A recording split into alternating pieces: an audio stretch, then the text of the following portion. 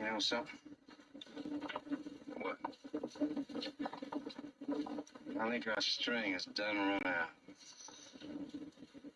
The hell it has. We're gonna get out of this.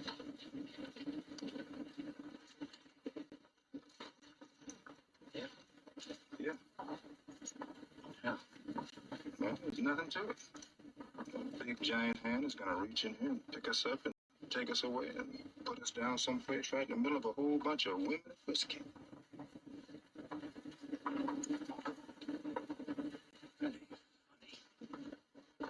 Well, I ain't laughing neither. That ain't funny at all. Stay out of other people's business. That's what I always said, and that's what I always done. But look at me now. Smart line decker. Hung up on a fence with a bunch of scruffy Indians. Well, that's too bad about you. I mean, your number's coming up over there, and it's just too damn bad. You know why? Oh, I don't know why. Why? Because you'd have been a hell of a lawman. You're damn right. You don't care about nothing or nobody, just like all them big boys with their badges. What do you know about badges? You're just a kid born a half-breed. I know a lot about it.